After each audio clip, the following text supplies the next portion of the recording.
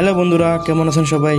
রংতুলি ব্লগের নতুন এক রোমাঞ্চকর পর্বে তোমাদের সবাইকে স্বাগতম। গত পর্বে তোমরা দেখেছিলে কিভাবে আমরা বৃষ্টির মাঝে নৌকার ভিতর আটকে পড়েছিলাম আর কিভাবে সেই মুহূর্তটা পার করেছিলাম। আর আজকের ভিডিওতে আপনারা দেখতে পারবেন বৃষ্টির পরে আমরা ঠিক কি করেছি, কোথায় কোথায় গিয়েছি।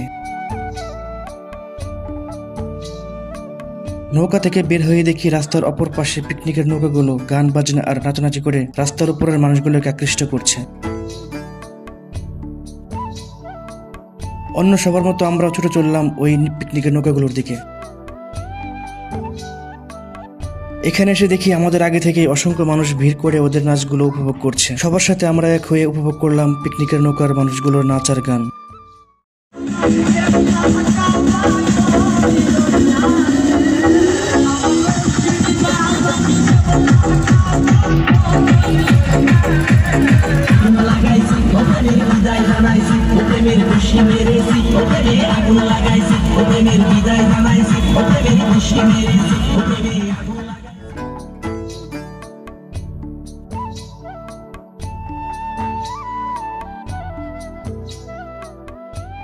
তারপর সেখান থেকে আমরা চলে যাচ্ছি সামনের দিকে। শুনেছি সামনে অনেক বড় একটা রিসোর্ট আছে। আমরা ঠিক করলাম সেই রিসোর্টে যাব। তার জন্য আমরা হাঁটা শুরু করলাম সামনের রিসোর্টের উদ্দেশ্যে। কিছুক্ষণ হাঁটার পর মনে হলো আজকে অনেক লেট হয়ে যাচ্ছে, বাসা যেতে রাত হয়ে যাবে। তাই আমরা অর্ধেক রাস্তা থেকে ফেরত চলে আসার প্ল্যান করে ফেলি।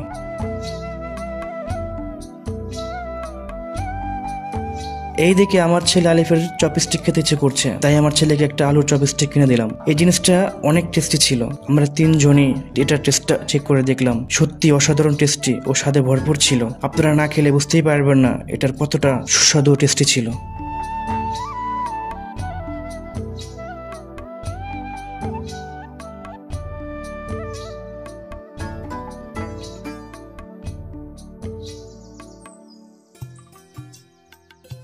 আলুর চপস্টিকটা খেতে খেতে আমরা হাঁটছিলাম আর চারপাশের বৃষ্টি ভেজা রাস্তা, সবুজ গাছপালা আর এই সুন্দর পরিবেশটা উপভোগ করছিলাম।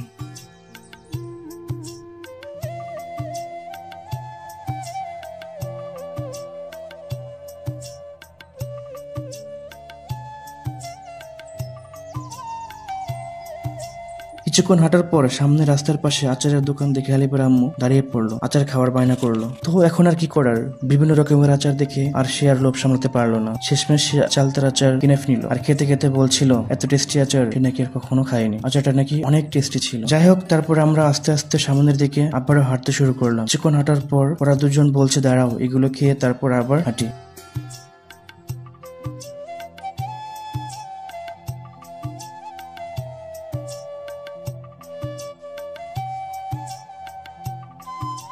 যাই হোক, ওদের এইগুলো খাওয়া শেষ হলে আমরা নৌকার ঘাটে এসে দাঁড়িয়ে থাকি। আমাদের নৌকার জন্য আমাদের নৌকা আসার আগ পর্যন্ত আমরা চারপাশের দৃশ্যটা আবারও মন দিয়ে দেখতেছি আর ভাবতেছি শত শত মানুষ প্রতিদিন এখানে ঘুরতে আসে। বিশেষ করে বন্ধের দিন শুক্রবার শত শত হাজার হাজার মানুষ এখানে আসে একটু মানসিক প্রশান্তির জন্য আর এখানকার চারপাশের সৌন্দর্য উপভোগ করার জন্য।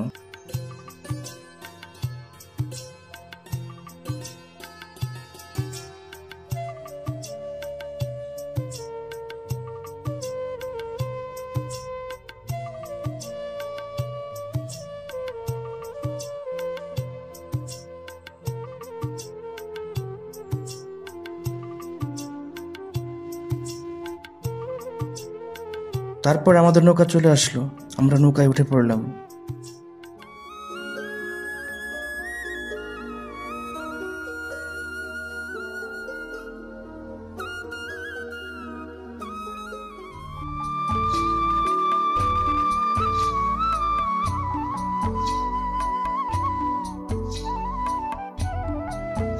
ধীরে ধীরে আমাদের নৌকা ছেড়ে দেওয়ার প্রস্তুতি নিচ্ছে আর তখন আমরা চারপাশটা আবারও ভালো করে দেখে নিচ্ছি। নৌকা থেকে রাস্তার উপরের মানুষগুলোকে দেখতে সত্যি অনেক সুন্দর লাগছিল।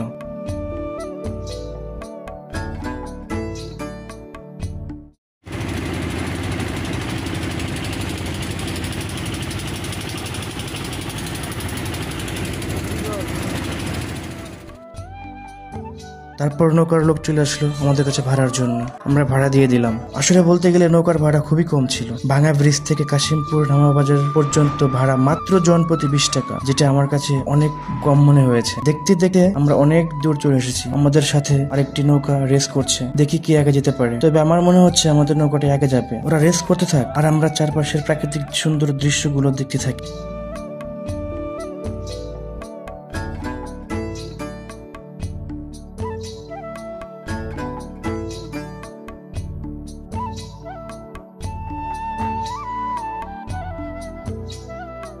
দেখতে দেখতে আমরা চলে এসেছি ভাঙা ব্রিজ থেকে কাশিমপুর নামা বাজারে। আমাদের এই নৌকা ভ্রমণ আর চারপাশের সৌন্দর্য আপনাদের কেমন লেগেছে সেটা অবশ্যই কমেন্ট করে জানাবেন। আর আমাদের ভিডিও যদি আপনাদের একটু হলে ভালো লেগে থাকে তাহলে অবশ্যই আমাদের চ্যানেলটি সাবস্ক্রাইব করে বেল আইকনটি অন করে রাখবেন, যাতে আমি ভিডিও আপলোড করার সাথে সাথে সবার আগে আপনি ভিডিওটি পেয়ে যান।